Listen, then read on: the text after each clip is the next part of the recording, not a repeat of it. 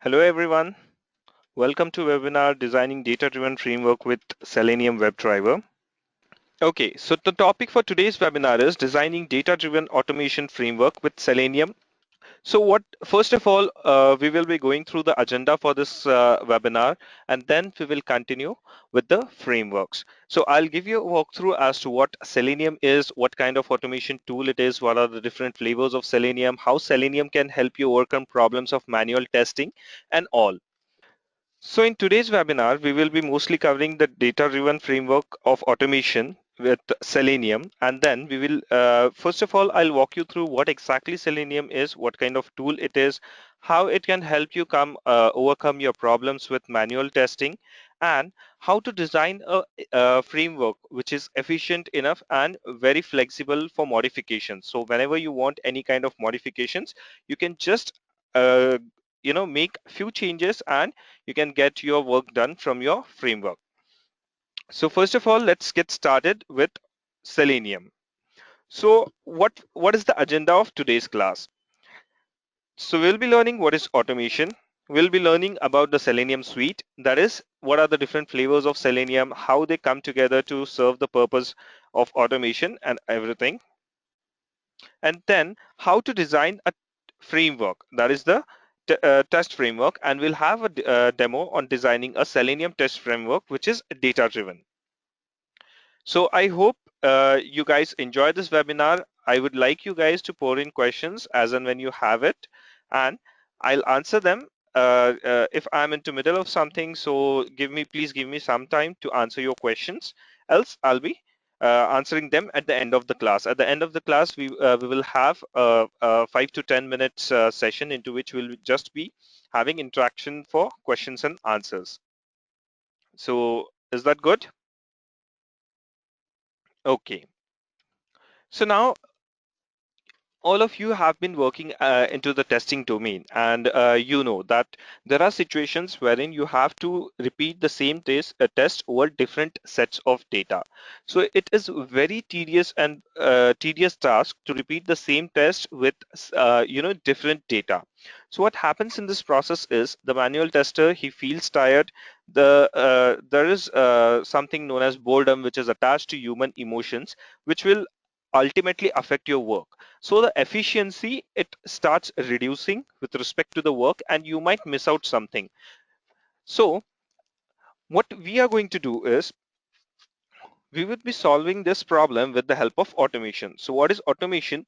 Whatever actions or operations you perform with your test application manually, we would be automating them with the help of script. So what is an automation script? It is nothing but it's lines of code which will help you to perform the same actions with the help of the computer code instead of doing them manually. So you write automation scripts which will simulate the actions that human would have performed on the application. So you execute the scripts that is equivalent to your test execution manually, and you have auto-generated result file also. So automation will help you keep track of all the results that you generate each and every time you run the automation scripts. And then automation can also help you with taking the screenshots and auto generation of reports. So with automation, your life becomes amazing. Now you don't have to do the same thing again and again with different sets of data. You can focus on more functional aspect of the application. So this is what is automation going to give you. So what are the advantages of automation? First of all, cost reduction. For example, if you have to perform a certain test which is estimated for 200 hours, so you have limited number of days, you need to put in more resources. That is, I might have around 8 days to complete my task, and I might need to put up 8 resources to do the complete test execution. But this is not possible each and every time because it is very costly to put up resources onto your project. But with automation, you can write a script once through skilled resources in automation and then reuse the script as and when required. So the number of times you can execute the automation script is practically unlimited. You write a script, you can execute it over and over again till your application is the same. The second is reusability. Reusability is in two aspects. The first aspect is reusability of your code and reusability of your scripts. So whenever you say that you write a script, test script once, and you can execute it over and over again till endless amount of time, that is till your application is stable. Automation is fast. So what is this? Automation, it gets executed very quickly. The amount of time that a manual tester would have taken to actually perform a test is far more than what automation does, because automation is a script which will execute as and when the objects on the screen they are available, and whenever you as the code goes forward. Unattended execution. So once you have your test scripts and a bunch of test scripts known as test suite together, you can actually execute the test suite even if you are not attending your computer. So you can start the execution, you can go off to your from your workplace, you can go to your home, and you can write an automation suite in such a way that after the completion of automation suite, it will send out an email to you saying that these test cases have passed, these test cases they have failed, and these test cases uh, they are actually not able to run, or anything, any sort of problem that is being generated by the automation scripts also, that is also reported. So you get a detailed execution report along with notification also. So not required that a person should actually be sitting in front of computer to see if automation is running or not. Then reliability. As we have said that if you ask a manual tester to perform the same task again and again, at some point of time he would get bored, he would feel tired. But computer, it doesn't get bored, it doesn't feel tired. So if you even execute the same script 1,000 times, computer is not going to say that no, I'm not going to execute the script now, I've done it 1,000 times before. No. And it will execute the script with same accuracy, with constant speed, which is obviously faster than the human being, and with accuracy. The next thing is better quality. As there is no deviation from the actual script, you will always have the same quality. Run one and run 1,000 will have the same quality, because it will actually execute the code line by line. So there is no question of getting bored. There is no question of skipping something. There is no question of not able to run something. So if it is a human and if there is some kind of data error onto the screen, you might skip it because you are seeing the same thing again and again for 1,000 times. So you assume that this is correct and you move forward. But automation script is not going to do that. It will execute it line by line. Okay.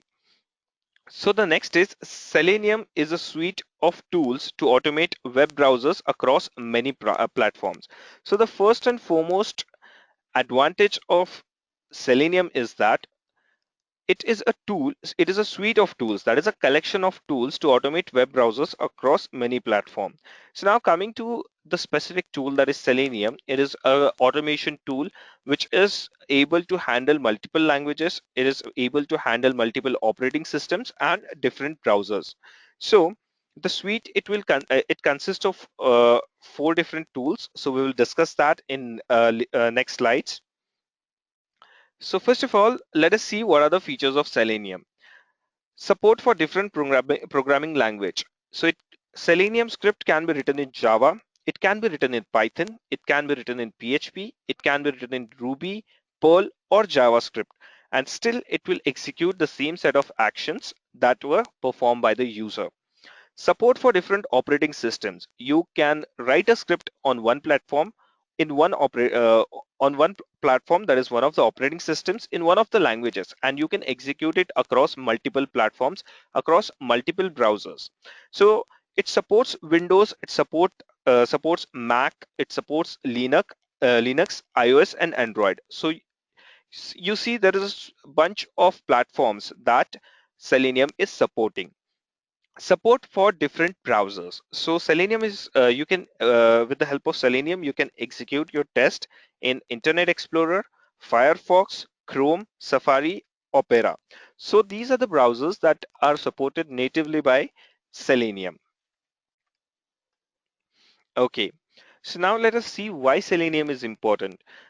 You see, the biggest giants in the market, that is Google, Mozilla, ThoughtWorks, IBM, Salesforce, LinkedIn, all of them, they are using Selenium for their test automation. So whatever test they write as automated test, they are using Selenium to write those tests, and they are deriving fabulous products in market. If you see Google, if you see Salesforce, they have fabulous products. ThoughtWorks is amazingly into Selenium. So now let us move forward to understand the Selenium Suite first. So what is Selenium Suite? It is the collection of tools or the different flavors of Selenium. So there are four components of Selenium Suite. The first is Selenium IDE. So Selenium IDE, it is an integrated development environment wherein,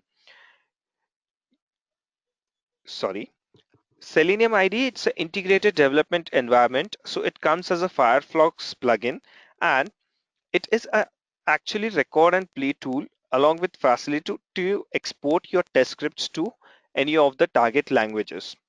Then you have Selenium RC. So this was also popularly known as Selenium 1.0. Selenium RC stands for Selenium Remote Control. So this flavor of Selenium, it dealt with the browsers with the help of a remote control server, which in turn communicated the Selenium script's actions to the browser. We will be studying these in detail in slides to come, so please don't worry. Then you have Selenium WebDriver. So Selenium WebDriver, it is the latest technology. It is a latest API from Selenium, which is used for test automation. And then you have the Selenium Grid. So Selenium Grid, it forms a platform onto which you can execute your test scripts across different platforms and different machines or browsers on those machines at the same time. So if you the latest version of Selenium is Selenium 2.0, and it is a combination of Selenium RC and Selenium WebDriver. So Selenium is a free tool. It is open source and anyone can download it from the seleniumhq.org site and start using it.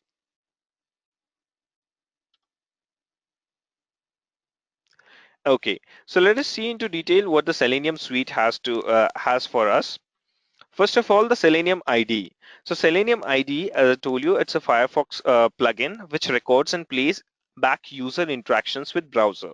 So whenever you are trying to perform any kind of functional test with your application, what you can do is you can just start recording with the Selenium IDE. What you see on the right hand side is the Selenium IDE.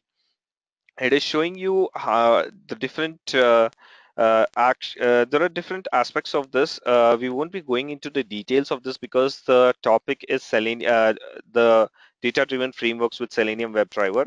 So I'll just introduce you what Selenium IDE and different flavors of Selenium are. So Selenium IDE, you can export the programming code into different languages like Java, Ruby, Python, etc. So over here you can record your test. Okay, it would get recorded at test steps. Whatever you see inside this box, that is command target value, each of the row would form a Selenium test step, and you can export this test into whatever programming language, target programming language you want, like Java, Ruby, or Python. It allows to record and playback the test conveniently that were recorded previously in Selenium IDE. So you can record a test over here, you can save it, and you can play it back at some later time. Selenium IDE is not the best solution for production testing. Because Selenium IDE has many limitations, Selenium IDE is not used into production environment. So Selenium Suite RC, that is Selenium RC. Selenium Remote Control RC is a free tool that allows you to write web application tests in many programming languages. So Selenium RC, it has a programming interface wherein you can write your code into different programming languages, and You can execute it on any of the browsers with the help of a Selenium remote control server. If you see in this diagram, you can see that Selenium, it has Selenium RC, it has a remote control server into which it actually is a mediator, you can see. It acts as a mediator between your test script. Over here you have your test script. Okay, it can be written into any programming languages, that is Java, Ruby, Python, Perl, or .NET. And the remote control server would actually interpret your commands from your script and would send them to the browsers in the language that is understandable by the browsers. So RC server receives the Selenium commands called Selenies. So these commands are known as Selenies from test program using simple HTTP GET POST request. So it would get the commands in form of simple GET or POST requests, and then it would process it and would get it executed on the browsers. Now let us learn about Selenium WebDriver. Selenium WebDriver is a compact object-oriented API as compared to Selenium 1.0. So with Selenium RC, you had a intermediate Selenium RC server in between for communication from script to browser. But with Selenium WebDriver API, you have a direct communication from your script to your browser. You don't need an intermediate server for communication. So this is pretty much fast. This is pretty much lightweight than Selenium RC. It interacts with the browser directly, while Selenium RC needs help of RC server to interact with browser, which makes it slow. Selenium WebDriver overcomes limitation of Selenium 1 like file upload or download, pop-ups and dialog barrier. So with Selenium RC, there was an issue that it wasn't able to focus, it wasn't able to deal with things like file upload or download. It wasn't able to deal with pop-ups and dialog barrier.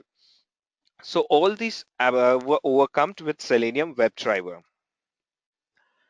Selenium Grid. So what exactly is a grid? As you can imagine that a number of computers connected together in a single network can form a grid. But actually they are just connected. To form a Selenium grid, each of them should run one machine should run a Selenium server, and others should run the Selenium node. So Selenium Grid runs multiple tests at the same time against different machines running different browsers and operating systems. So as you can see in this diagram itself, that you have a node 1 which has Internet Explorer on Windows platform. Node 2 is an Android phone. Node 3 has Safari on Mac, and Node 4 has Firefox in Ubuntu. So all these have different platforms and they have different they have different browsers, so you can run the same test at the same time onto all of them together.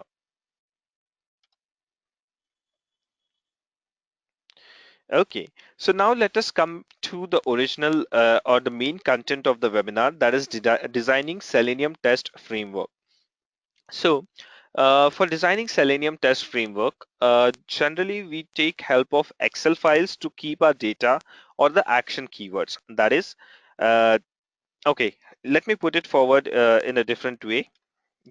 Okay, so what exactly is a Selenium test framework? While testing web applications using Selenium, it's very important to design a flexible test framework that can easily be modified and reused. So actually a framework is nothing but they are the building blocks. So wherein if you imagine a house, so in the house, it has a structure first. That is, there are pillars and columns. And when the pillars and columns they are erected, after that you can separate out the space between them with walls and call different sections of your house, like you have a kitchen, you have a bedroom, you have a living room, you have a library. So all this becomes a separate part. So similarly, Selenium framework, it is also a kind of structure into which the different operations, actions, and data that you will be using within your Selenium script is categorized and kept together. Okay, so there are different types of frameworks. The first one is a keyword driven framework, and the second one is a data driven framework. So into keyword driven frameworks, you have scriptless representation of your test scripts. That is, you write the scripts in the form of action keywords. action keywords like, for example, if I want to say open a browser, so I would say action keyword as open browser and into an Excel, and exactly my framework knows that when I say open browser, where I need to go, which line of code I need to execute and run the action. And what is data-driven framework? Into data-driven framework, there is huge set of data for the same test, and it needs to be run again and again and again. So it becomes very difficult to manage the data as well as the test reports. So Selenium frameworks would help you to categorize your tests. It would help you to categorize your data, keep them at proper places, keep them properly into your project structure so that it can be used and reused by your test scripts. So types of test framework. We have seen you have, just give me a second. I forgot to explain the third one. So when you combine the data-driven and the keyword-driven approach together, the framework is known as a hybrid framework. So this has both the capabilities, that is capabilities of a keyword-driven framework to implement the action keywords and to implement the same test over and over again over the huge sets of data that are being provided by the user. So how does it look like? So first of all, you have your test cases. Then you have your test data along with the test cases.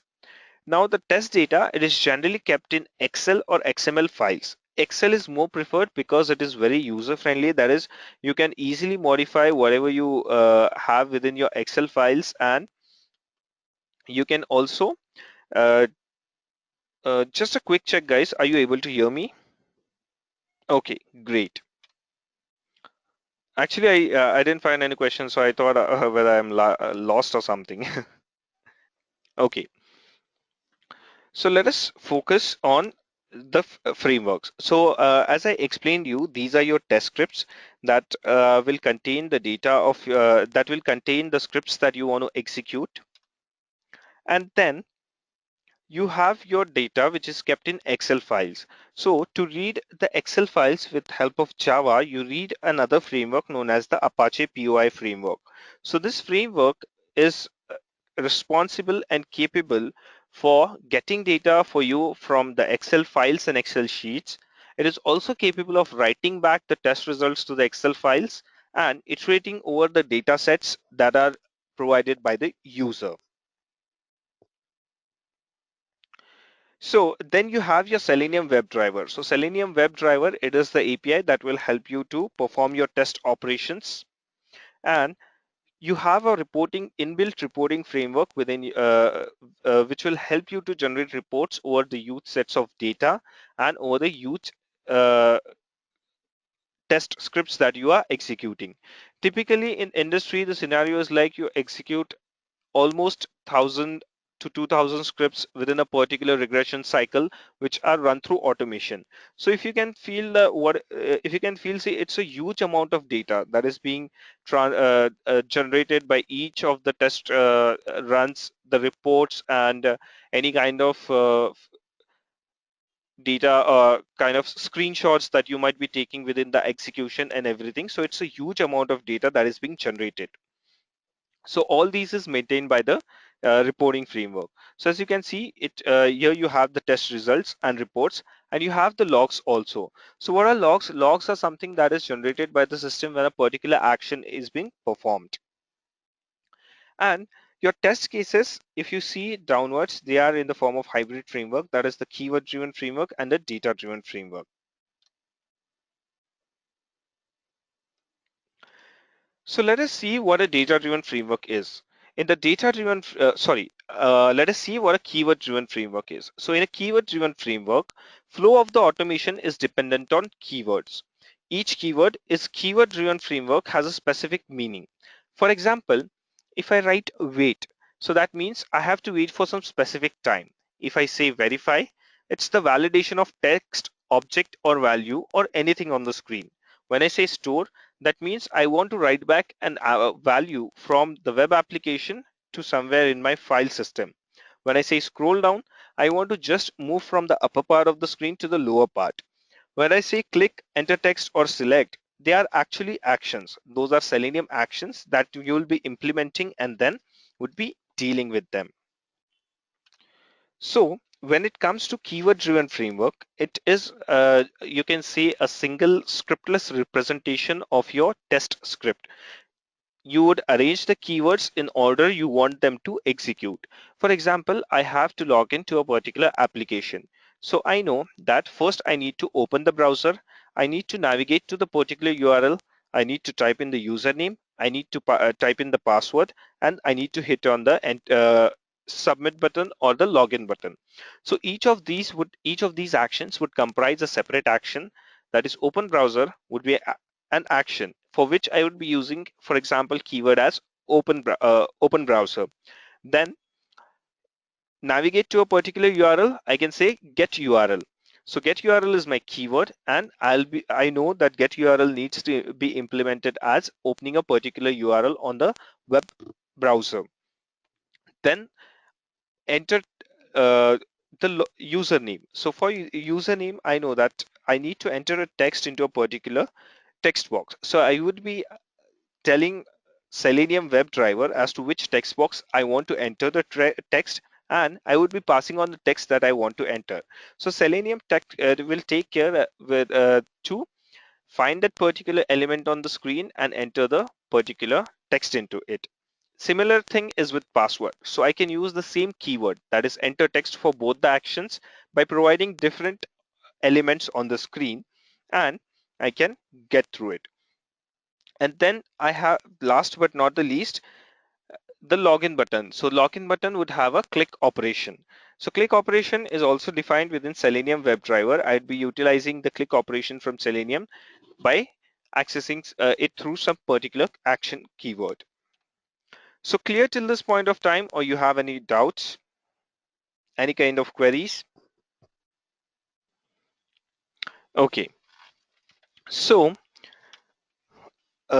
we were on to the keyword driven frameworks. That is, the action keywords would be implemented, and action keywords would be implemented in order of the actions that you want to perform with the help of the keywords. So there are different Selenium WebDriver API methods that will help you to perform actions with your screen. So you need to locate a particular element on the screen, and then you can automate it. Okay, so let us take an example of keyword driven framework. So how it goes. So any kind of automation, it first begins with finding a particular element on the screen. So I first and the elements, they are located with the help of the properties. So I say the object name. I have different columns into this framework. As you can see, you have the object name, I have the value for the object name, I have action. So these are the action keywords. Those are in this action row. These are the action keywords. Then I have the property type, I have the property value, and I have the status.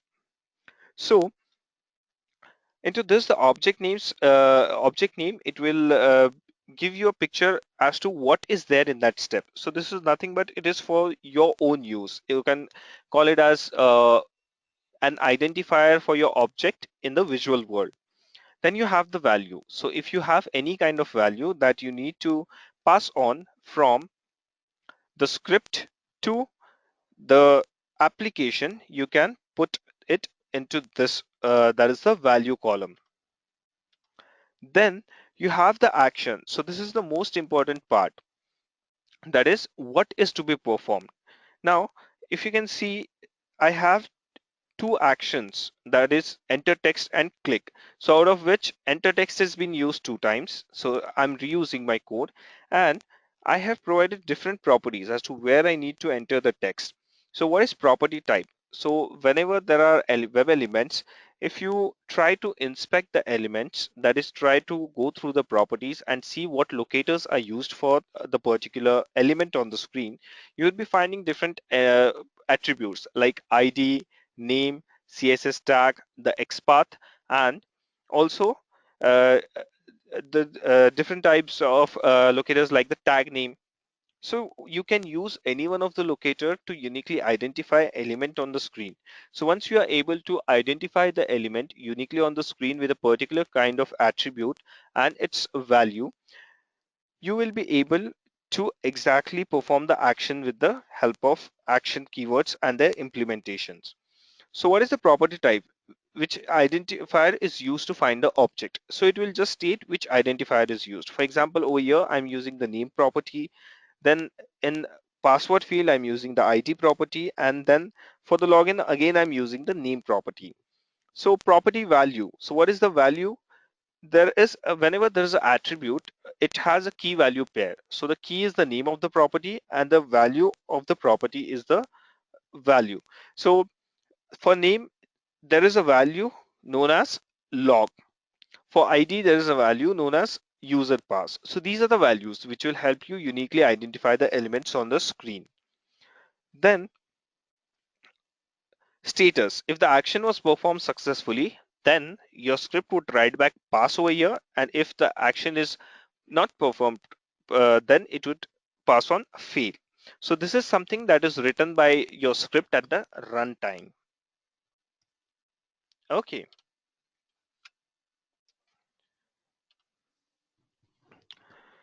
So moving ahead to data-driven frameworks. So what are data-driven frameworks? So as already discussed, whenever there are huge volumes of data that are being used for testing a particular need, you come up with data-driven frameworks. That is, you want to execute the same script. You want to execute the same script over for different sets of data. So in the first keyword-driven framework, the keywords were different, but with data-driven frameworks, you have different data for the same test execution. Executing test case with different sets of data, data-driven framework is very helpful when you want to test the application with different sets of data, and doing it manually is difficult and error-prone task. So with huge sets of data, there comes boredom, there comes the tiredness of the manual tester or for executing the same thing again and again. And also it's like you neglect few of the things as you assume them to be true, but your script, it is not going to do that. So data driven framework in a way is also similar to the keyword driven framework, but it focuses on data as the variable. Okay, so in this you have different test cases, okay, for which you have data in Excel or XML files. So mostly Excel is preferred as it is very handy and it is very easy to operate the Excel files or make any modifications. Okay, then you have the Apache PUI framework, which will help you to interact with your Excel files. It will help you to get the data from the Excel files, write back data to the Excel files. You have your Selenium WebDriver to perform the particular set of actions onto the web application. And then you have finally your test results. Okay, so we'll be explaining each and every aspect of data-driven frameworks over here. Now, for example, within the same scenario of the keyword-driven framework, you need to execute the same script. That is, you need to try out your login script for different sets of data. That is, I have three users known as admin1, admin2, admin3, and they have certain passwords. That is demo123, demo124, and demo125. So what I'll be doing is now instead of writing the script again and again, so this is the scriptless representation that is in three lines, username, password, and login. I'm trying to define a test script. I'm actually defining a test script. Now I want to repeat this test script, but for different data. That is username, password, login. First for username admin1, demo123, then for username admin2 and password demo124, and then for username admin3 and password as demo125. So what I'll be doing is I'll take help of the data driven framework. So in this value column, if you see, there is something in curly braces. That is curly braces that denote the data variable. So this data variable, whenever is encountered by your Apache PUI framework, it knows that it has to go a particular data set and execute the complete script over the complete data set. That is, if here there were 50 rows, the same script would have executed 50 times. Okay, so in second column of data driven tab, values are in curly braces, which tell the tool that this is a dynamic field and value has to be fetched from the data set. So it is going to data set, it is fetching the value and coming back. Total number of execution is equal to number of rows in data set. So if, as I already told you, that if there are 50 rows in the data set, the same script would get executed 50 times.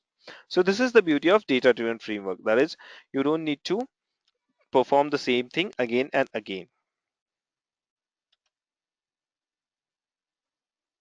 Okay, so now we will have a demo with respect to the data-driven framework. I have a very good data-driven framework for you guys to work through, and I'll explain you each and every aspect of the data-driven frameworks.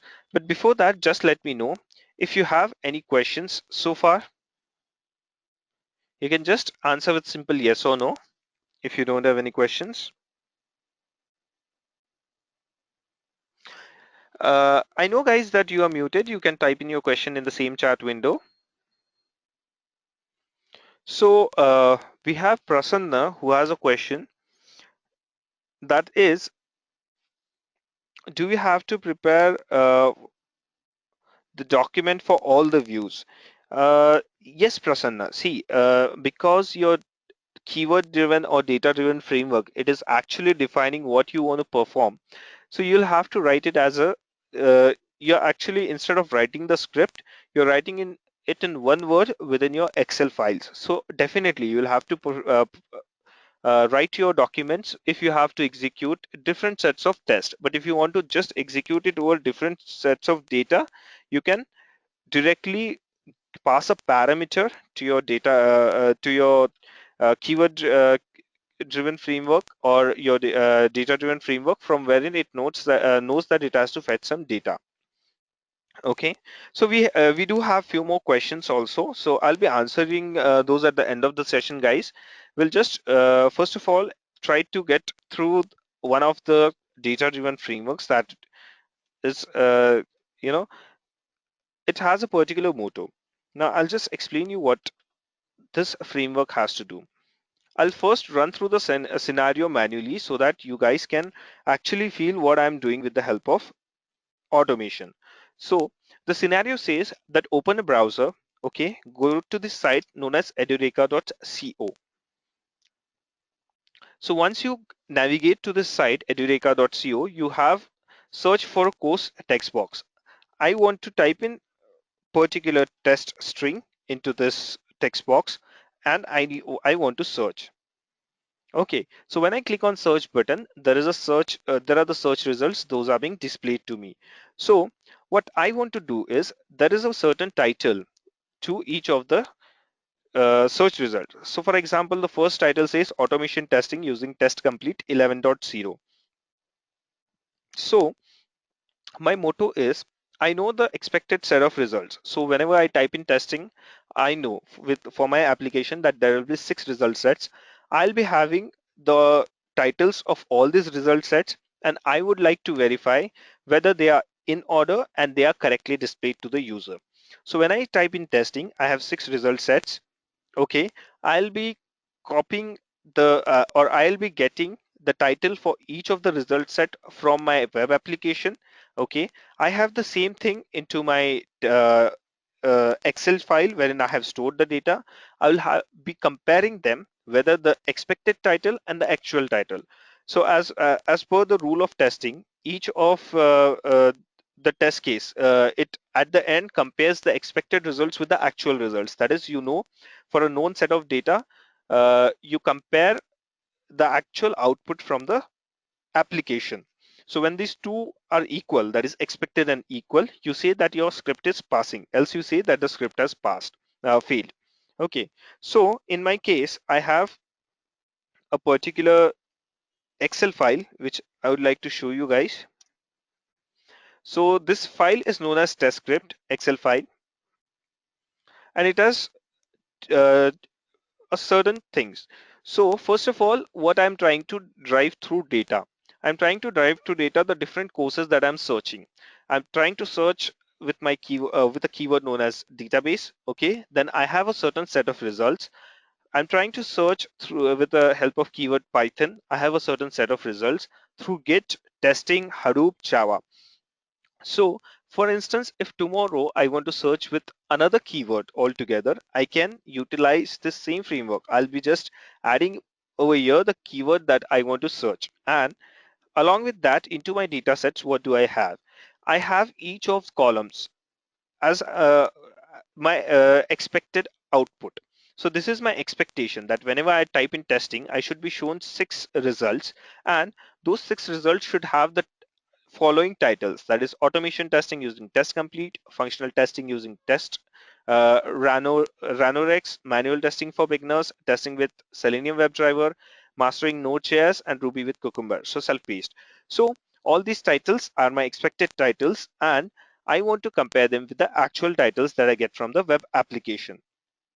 So this is how the scenario is, and why I'm automating. See, if you see there is a huge data set. I want to, I have around 1, 2, 3, 4, 5, 6, 7. So I have seven search strings through which I want to search, and I want to get the results for each one of them. Okay, and this in the courses tab, I have written whatever courses I want to search. So these are my search strings in short. Now let us go to the code, what the code has to say. Okay, so the first and foremost thing is I have written this code in the form of a test ng test. So it has a before test annotation, which means that if it will get executed before each of the test cases executed, any of the test annotations. So this is a setup method into which I want to execute my test over the Firefox browser, and I want to go to a site known as www.edureka.co. So I'm doing this with the help of the inbuilt methods that Selenium WebDriver is providing me. Okay, that is driver.get. So this driver, it's actually an instance of WebDriver. So the WebDriver, it holds your browser instance, whatever browser you might be using. So it is going to hold your browser instance. Then I have a after test method, that is the cleanup method or the teardown method, wherein all the resources allocated within a particular test, they will be unallocated. Okay, then this is my main test code. So this is the name of my test method, and there are a few declarations as you can see. Okay, now the first thing that I'm doing is I want to iterate through the different courses. If you see, I first want to iterate through different courses. So for example, when I come to this, that is a database, then I want to actually search this string. Okay, then I want to go to the dataset tab. I want to select this column, this complete column. I want to iterate through each one of them. That is, iterate to the first row of this database column, compare it with the actual, iterate to the second row, compare it with the actual. Similarly, going forward, come to the last row of database, compare it, go forward. Then what should happen? Then it should go to the second course that I want to search. This is my search string. Then I should go for Python. So when I encounter Python in my script, then I again go to my data set. I see that there should be only 2 results and with the following title itself. Okay, so after that, I am going to a column selector. So what does that column selector do? The column selector, if you see, I'll just show you the project structure. This is the project structure. So first of all, I have a package into which I'm writing my driver script. If you see, this is demo script class. This is my driver script. So I need to run this driver script in order to execute all the other uh, actions or the scripts that I have inbuilt. And then I have a config file. So into the config, I have 2 files of use. That is, one is the courses.java. So this method, actually, it is going to create a list of all the courses, those are present into my courses tab. So when this list is returned, it is going to iterate through each of the list elements. Okay, then I have the course selector. So within the course selector, I need to select the column through which I will iterate whenever I select a particular course. For example, if I select Hadoop, I know into my data set, I have placed it at 0th column. So this is the Hadoop column over here, which is at position 0, and so on. So this is going to select the column for me.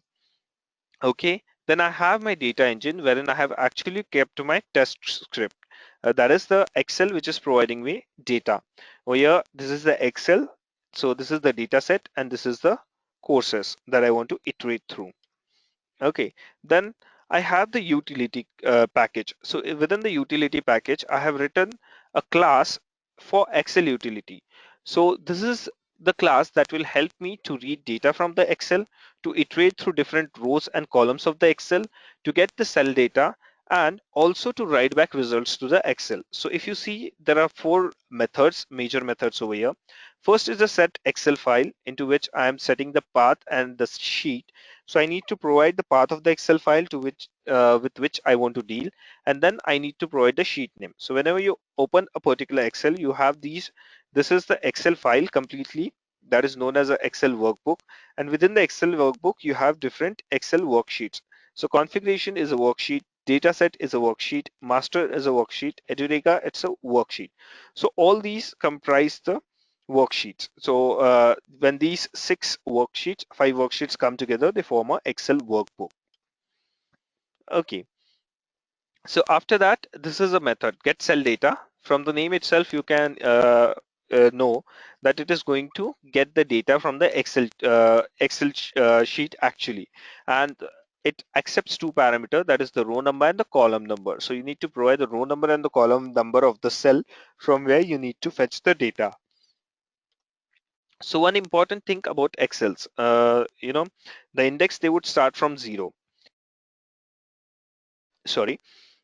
So whatever I'm trying to access, see this selected cell, it would stand at 0th row and 0th column. This is first row and first column. This is second row and second column. This is third row and second column. So this is the fashion into which the Excel recognizes the records inside it. So it starts with 0. That is the most important thing that you should know. And then what I'm trying to do is, there is a method through which there is the get row. I'm passing the row number, and get cell, passing the column number and getting the cell data. Okay, so there is a method known as get string cell value, which will help me to get the string data available at the particular position. Then I have a method for getting the row count that will return me the number of rows that are utilized within the particular column.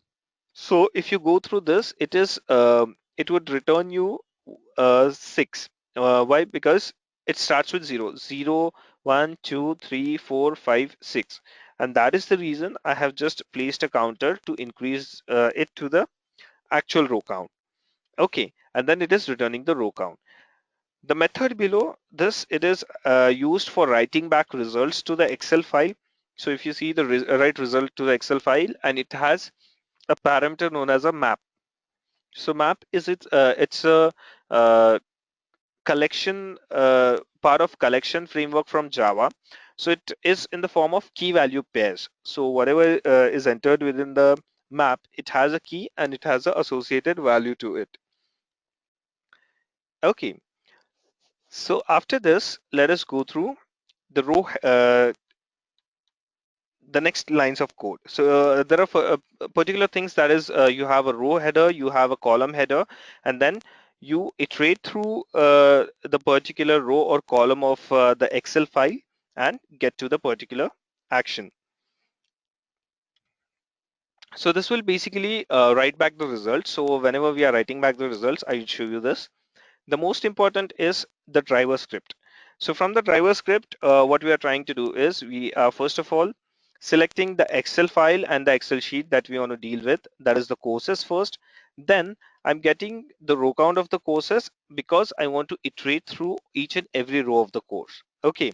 And then this logic is used to perform the particular actions. That is, there is a while loop and there is a list known as the search text. So this list would contain all the elements, that is from database to Java. Okay, so it would start a database. It would have database, Python, JIT, testing, Hadoop, and Java. And once you are into this, you have the list. you want to actually go to each of the columns in your data set over here. If it is Hadoop, you want to check that these all 13 headings there are or these 13 search results, they are displayed to the user. Okay, so here you are forming a particular list into which you will collect uh, all the titles, and this method, that is course title, it holds all the titles of the courses one by one whenever you're iterating through it. Then there is a Excel data string which is calling the get cell data. So you need to pass the row number and the column number from where it needs to get the data. At the last, what we are doing is we are trying to perform a check. That is the course title equal to the Excel data? So whatever we had fetched from Excel, that is big data Hadoop, if it is the first course title in the list, then only this will pass, otherwise this will fail.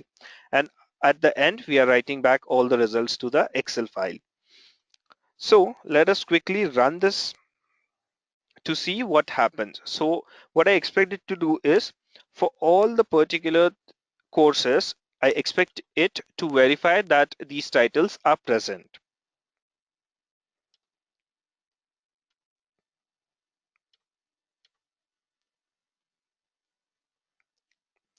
So first of all, it will invoke the browser. It will go to the URL edureka.co, and then it will type in search string. It will get the search results, and from the uh, and it will verify each of the search results with the expected data from the Excel files.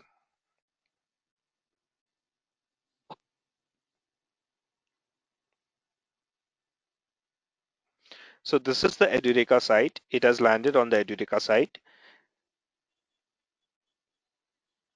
Now it will search for a particular course database. It will get all the search results. So as you can see, there are 10 search results for database. Now it has switched to Python. There are 2 results for Python.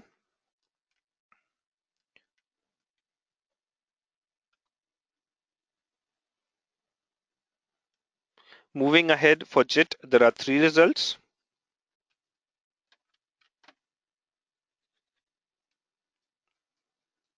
For testing, there are 6 results.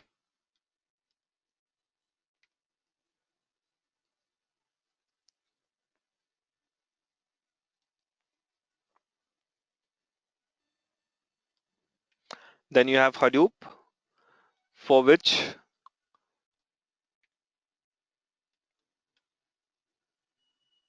it's still loading. There should be 13 results as per the test data.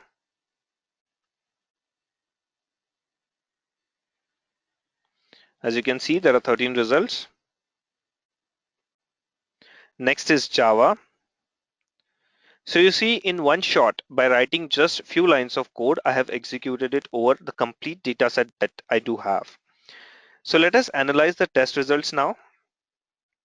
If you see the test run, there is one run and all of them has passed. So these are the expected titles and the uh, result set, that is whether it has passed or not.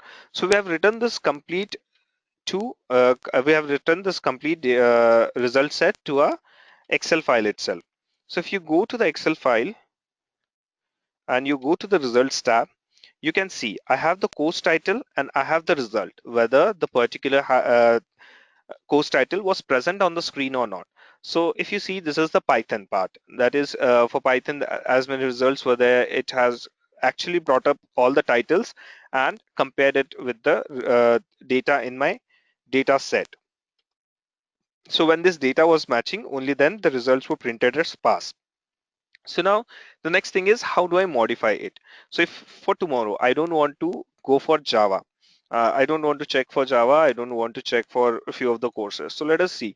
If you see in the result set now, there are 34 results. Okay, now we will modify our data set, the courses tab, and we will see if our framework, it goes only through those particular data sets. Okay, so we will delete these things.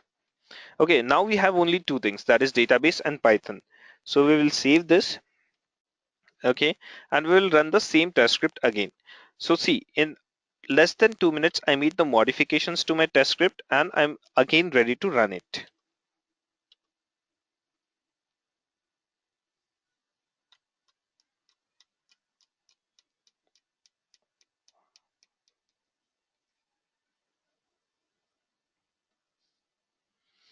So now I expect it to only search for two strings.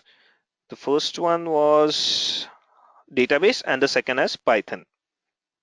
So it has landed on the Edureka website. It should search for database first.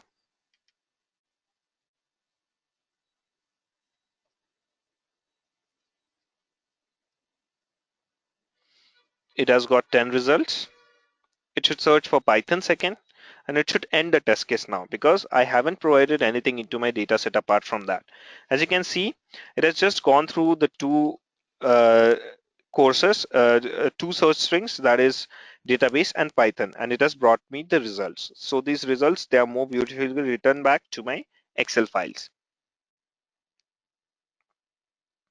If you see, there is a tab generated and it has 13 results. Why? Because database had 10 and Python had 3 over here. So this is the beauty, that you can modify it within less than a minute and you can process the complete, you can run the test case again and again over different sets of data. So now the floor is open for questions. You guys can ask me as many questions you like. I would try to answer them.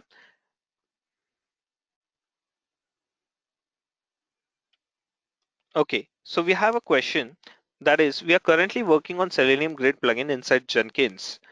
Starting hub and configure nodes inside Jenkins. The issue we face here is when we start the hub through Jenkins, Selenium Grid plugin had tried to register the node to Jenkins hub from remote machine, working in local machine.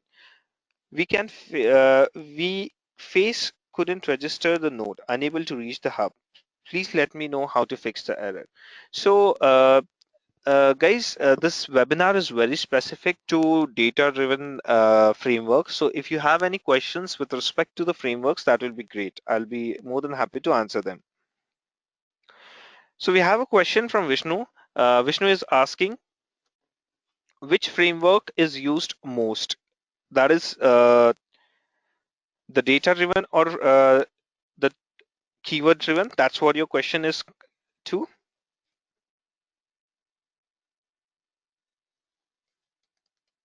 Okay.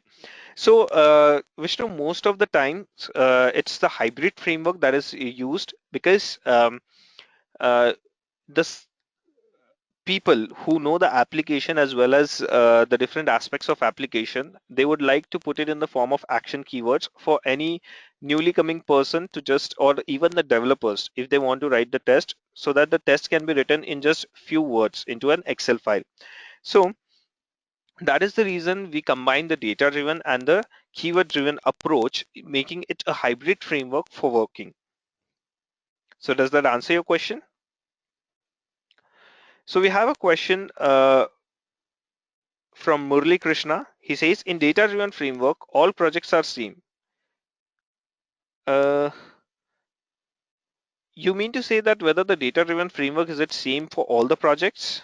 That's one. That's what you mean by this question, Murli Krishna? Okay. No, see, it depends upon the need of your application. It depends upon how much volume of data you are handling. It depends upon where you're handling the data. So in this specific scenario, I knew that, I have to verify the data across different search text that I'm putting in. So I have a completely separate tab, Excel worksheet for putting in my data. Okay, and that is put in a column format. That is for testing. I have put it in each of the rows in under particular column itself. So it depends on the need of the project. It depends upon the need of your application as to what exactly you will be doing. How to find the bug in Selenium is a very good question from Murli Krishna. So see, you know the expected behavior of your application. If there is any deviation of the application behavior from the expected one, that needs to be reported as a bug. So this is how, if your script fails, you analyze where your script fails, what exactly is the problem, and there you can find the bug and file it. There's another question from Vishnu Prasad. Framework design handle senior engineer or test lead in software companies? Uh, See, it's not that it's always the senior testers or the test leads who will be handling the framework. It's in agile. Most of the companies are now going agile, and with agile, there is a flexibility for each one of you, each one of the team members to put in their contributions and give good suggestions. So if you have good suggestions, they'll always be accepted and you will be put to work.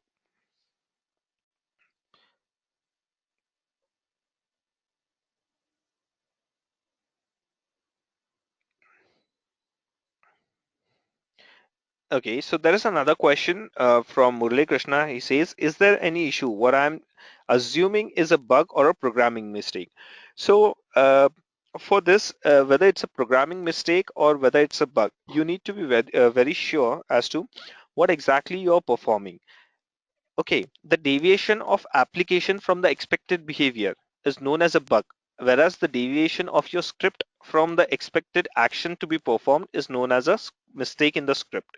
So you need to be very sure that your script is performing as per whatever is functionally correct, and only then, if it is functionally correct, then you can easily identify the bugs into your system.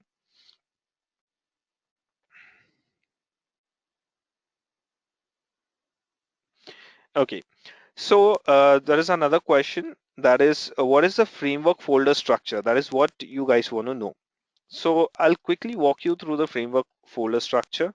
So framework folder structure generally is in the form of packages. You would be forming different packages inside which you would be grouping your scripts or data together.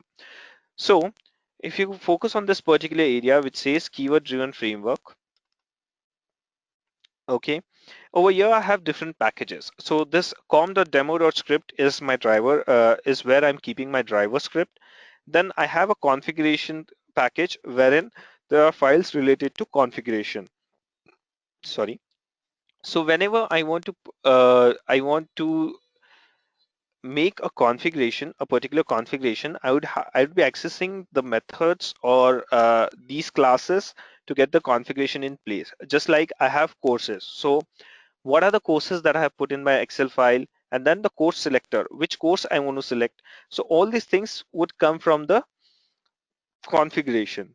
Then I have my data engine wherein I'm putting the different data. So these actually I'm not using, I'm just using this test script .xls. So here is the complete data that I'm using. Then I have my execution engine. Again, it is very similar to my package, that is com.demo.script, wherein the execution would start of my script. So actually, for this demo, I have starting my execution from the demo com.demo.script package. Okay, and then there is a utility package. So utility package is used, to write down the code, which is very helpful for you to uh, deal with all other systems. So into this, I have put my code to deal with the Excel files with the help of Apache PUI framework. So this is how it goes. So does that give you a rough idea as to how uh, this will give?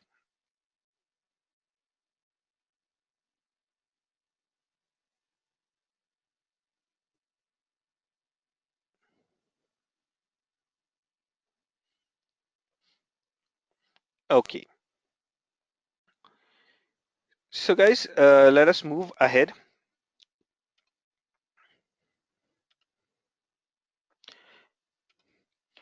So now let us see what Edureka has to provide you.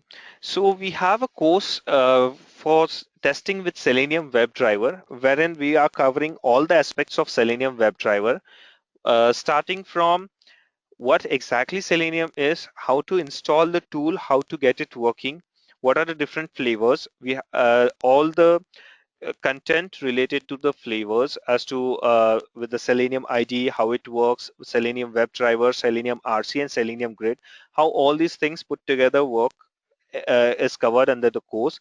Then we have advanced usage of Selenium WebDriver for the advanced learner, wherein we will be going into details with the different methods that Selenium is providing and how to utilize them effectively with respect to code reuse. We also have the course also includes designing of keyword driven and data driven frameworks in detail, and we along with that we would be covering the tools that would help you along with Selenium, like AutoIT, Schooly, TestNG, Jacoco, that is Java code coverage, and all. So the Edureka's course, it contains it will help you to master the software automation testing framework for web applications using TDD. So TDD is test-driven approach, wherein you develop the test first and then you develop the code. TestNG, which is a framework for writing your test cases. Schooly, which is a tool for dealing with desktop and web applications at the same time. And Jacoco is a tool for Java code coverage. So we will be covering this all together.